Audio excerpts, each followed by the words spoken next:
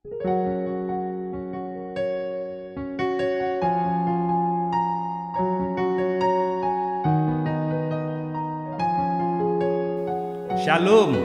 Bapak Ibu, saudara-saudari yang dikasihi oleh Tuhan Yesus Kristus. Jumpa lagi dalam ibadah keluarga pada hari ini. Kita akan merenungkan firman Tuhan yang sebentar akan kita baca dari dalam Alkitab. Kitab Wahyu pasal 2 ayat 24 sampai dengan ayat yang ke-29. Namun sebelum kita membacanya, terlebih dahulu kita berdoa mohon bimbingan Roh Kudus. Mari kita berdoa. Allah Bapa yang senantiasa berfirman dalam Yesus Kristus Tuhan, terima kasih kalau pada hari ini Engkau telah siapkan kami anak-anak-Mu untuk ibadah keluarga pada hari ini, dan di dalamnya kami akan membaca, merenungkan firman-Mu yang akan sebentar kami baca dari dalam Alkitab. Tuhan, tuntun akan kami semua melalui tuntunan Roh Kudus agar kami dimampukan untuk memahami maksud dan tujuan firman-Mu pada hari ini. Dan bagi hamba-Mu, Tuhan pakai untuk menyatakan kebenaran firman-Mu agar dapat kami lakukan di dalam kehidupan kami hari lepas hari. Dalam nama Tuhan Yesus Kristus, firman yang hidup, kami berdoa. Amin. Kitab Wahyu pasal 2 ayat 24 hingga ayat yang ke-29 yang menyatakan demikian.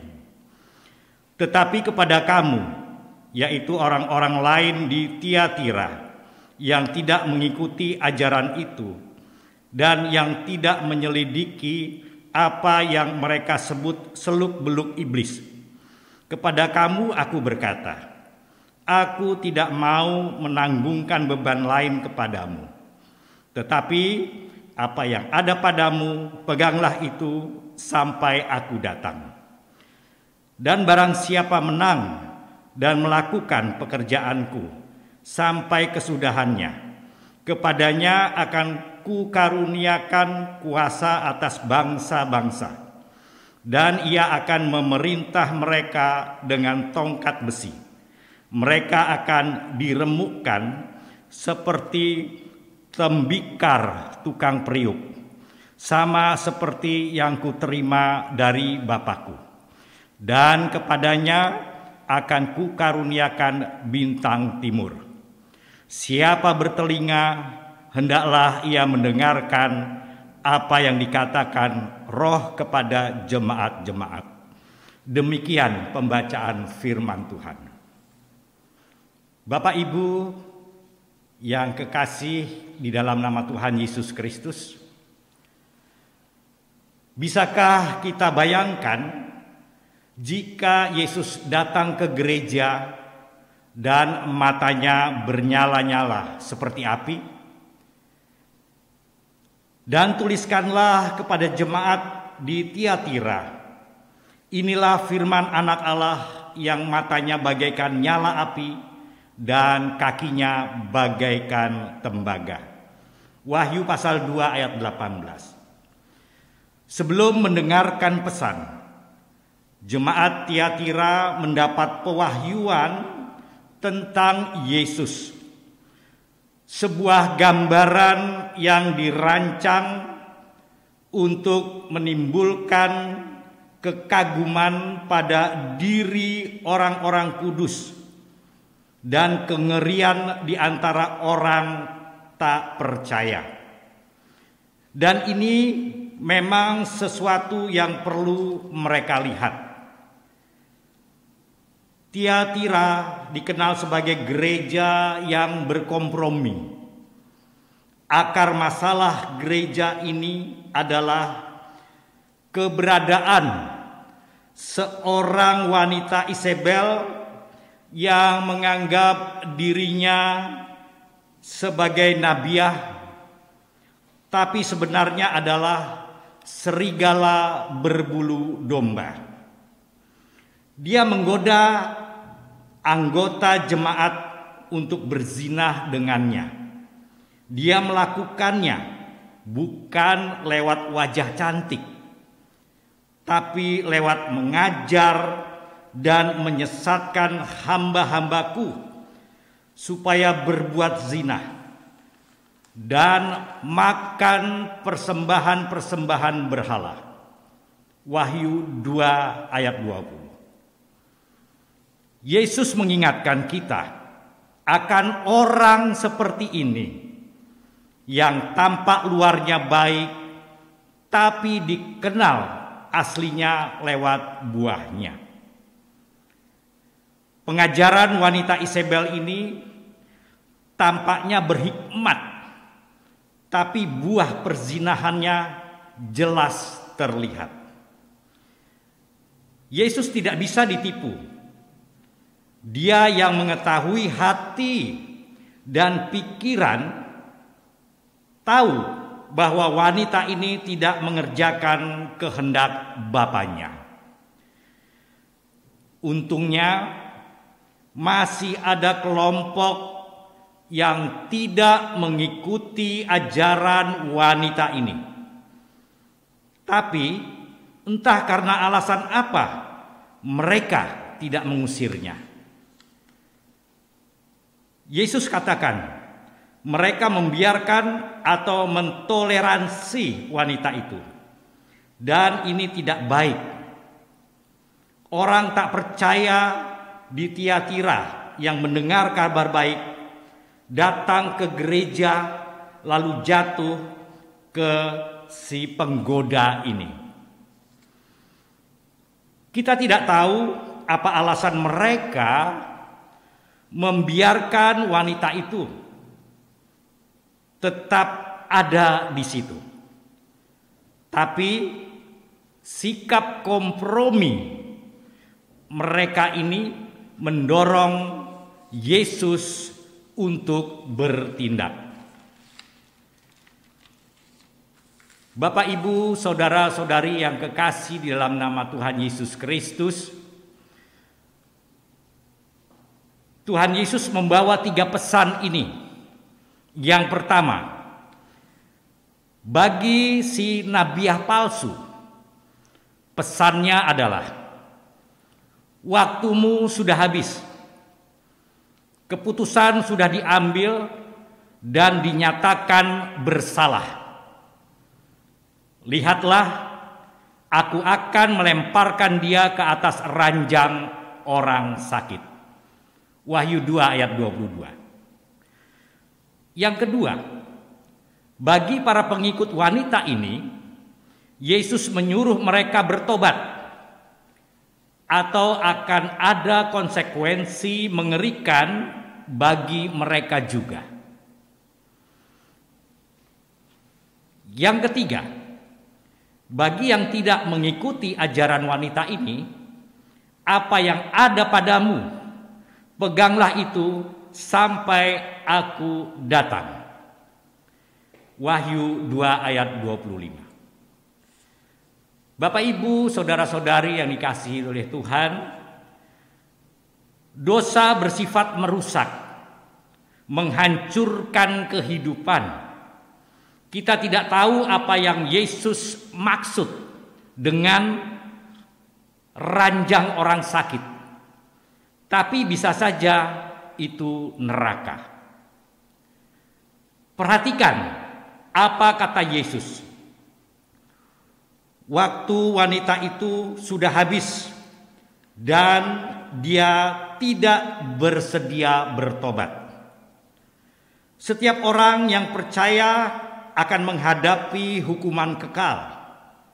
Selama nyawa masih ada, setiap tarikan nafas adalah momen kemurahan Allah serta kesempatan untuk bertobat dan menerima kasih karunia.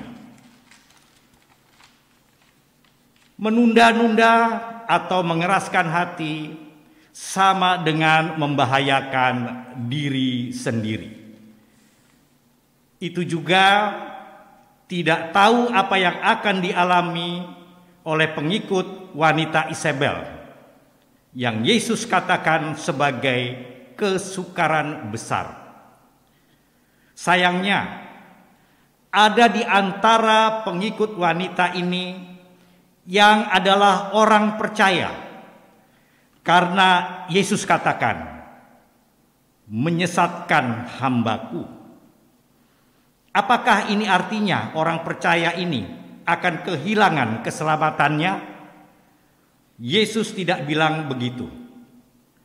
Tapi selalu ada konsekuensi perbuatan dosa yang mereka lakukan, karena dosa tidak pernah membawa kebaikan. Sekalipun Yesus sadar akan kelakuan buruk jemaat Tiatira, respon bukan dengan menerapkan aturan baru, tapi mengurusi hati dan pikiran mereka. Bagi mereka yang mengejar perbuatan dosa, ia katakan, berbaliklah, ubah pola pikiranmu, atau kamu sendiri yang akan menderita. Yesus tidak memberi aturan. Yesus memberi perintah yang menyelamatkan hidup. Baik bagi yang tidak mengikuti ajaran wanita Isabel, ini kata Yesus. Tetapi kepada kamu, yaitu orang-orang lain di Tiatira yang tidak mengikuti ajaran itu, dan yang tidak menyelidiki apa yang mereka sebut seluk-beluk iblis. Kepada kamu aku berkata, aku tidak mau menanggungkan beban lain kepadamu, tetapi yang ada padamu peganglah itu sampai aku datang. Wahyu 2 ayat 24 dan 25. Bapak Ibu yang kekasih dalam Tuhan Yesus Kristus, banyak orang percaya yang tersesat keluar jalur karena lupa siapa mereka dalam Yesus. Ada yang pindah ke jalur legalisme seperti jemaat Galatia, ada yang jatuh ke dalam percabulan seperti jemaat Tiatira. Obat untuk setiap kasus adalah berpegang pada kasih dan anugerah Bapa yang telah mengangkat kita menjadi anak dan ahli warisnya.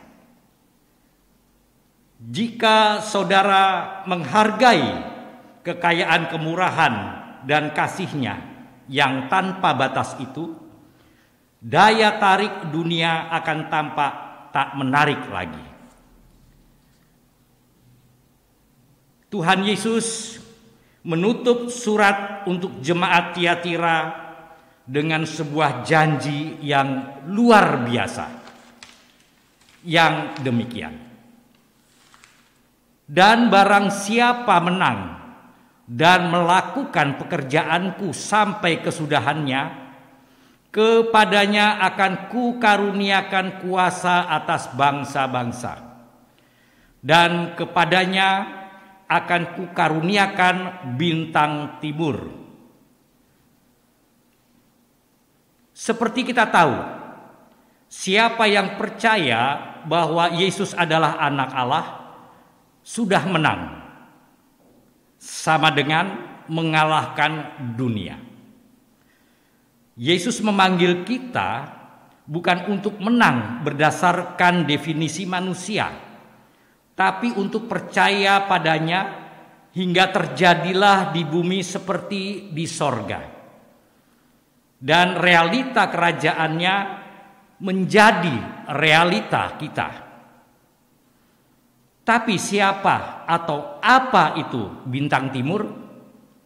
Yesus sendirilah. Dialah hadiah kita, dialah upah kita. kita sudah memiliki rohnya dalam diri kita. Tapi suatu hari nanti kita akan memiliki pribadinya. Suatu hari dia akan hidup bersama dengan kita, dan ini merupakan tanda dimulainya kehidupan yang bahkan lebih indah dari mimpi kita. Di hari itu semuanya akan dibuat menjadi baru. Tak ada lagi kematian, tak ada lagi ratapan, tak ada lagi tangisan atau kepedihan. Semuanya menjadi baru. Demikian Bapak, Ibu, saudara-saudari, firman Tuhan ditafsirkan bagi kita sekalian. Lalu bagaimana firman Tuhan ini dinyatakan di dalam kehidupan kita sehari-hari? Bapak Ibu yang kekasih, dasar keluarga Kristen ialah menjadikan Kristus sebagai kepala keluarga, yang artinya seluruh ajaran Yesus menjadi acuan hidup berkeluarga. Ketika keluarga Kristen menjadikan Yesus Kristus sebagai dasar keluarga, maka nilai-nilai kekristenannya akan terpancar dalam kehidupan sehari-hari.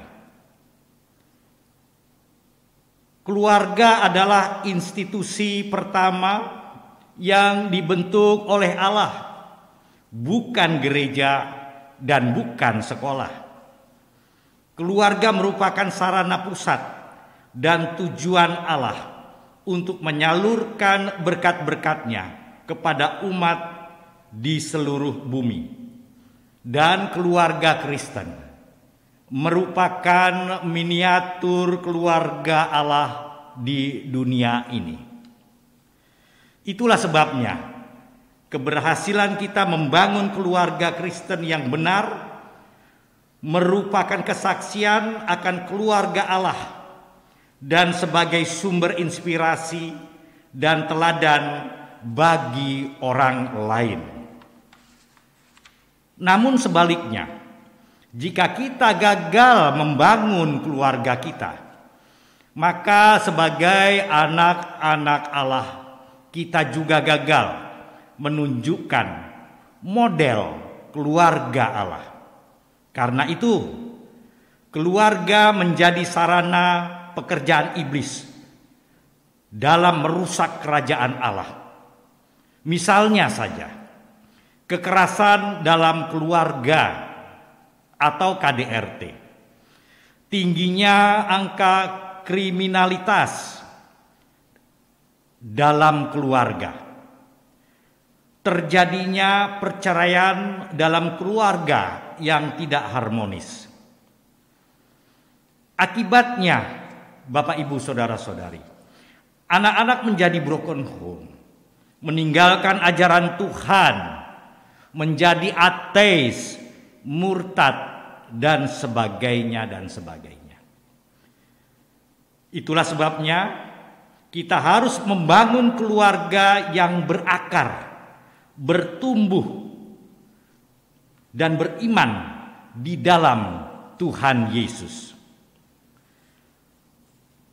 Bapak, Ibu, saudara-saudari, dari pembahasan di atas dapat kita simpulkan bahwa keluarga Kristen merupakan tempat berkarya untuk keselamatan manusia dan berkembangnya kerajaan Allah.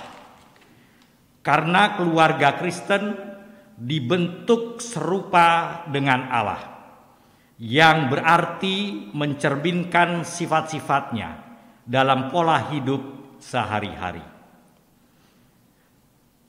Tugas orang tua harus memperkenalkan kebiasaan yang baik kepada anak-anak dengan menampakkan nilai-nilai Kristiani kepadanya. Dan pentingnya kehidupan keluarga yang baik yang sesuai dengan prinsip Alkitab yang dinyatakan dalam 2 Timotius pasal 3 ayat 16 dan 17 yang menyatakan segala tulisan yang diilhamkan Allah memang bermanfaat untuk mengajar, untuk menyatakan kesalahan, untuk memperbaiki kelakuan, dan untuk mendidik orang dalam kebenaran. Dengan demikian, tiap-tiap manusia kepunyaan Allah diperlengkapi untuk setiap perbuatan baik. Perbuatan baik yang akan membentuk anak sebagai generasi penerus yang berakal mulia sesuai dengan kehendaknya. Demikianlah renungan firman Tuhan pada hari ini. Salam sehat, tetap menjaga kesehatan bagi keluarga dan bagi kita semua. Tuhan Yesus memberkati. Amin.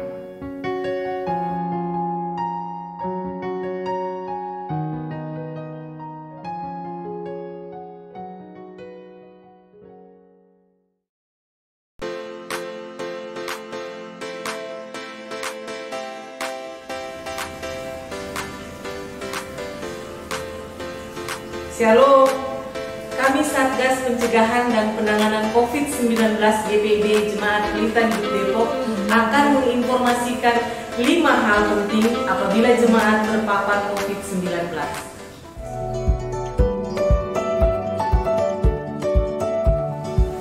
Pertama, tetap tenang, jangan panik, jangan merasa bersalah.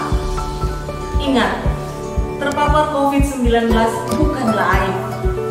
Siapapun Anda, usia berapapun bisa saja terpapar. Tetap andalkan dan percaya Tuhan akan memulihkan Anda. Kedua, segera isolasi diri di kamar yang terpisah serta pisahkan alat makan dan alat mandi dengan anggota keluarga lain.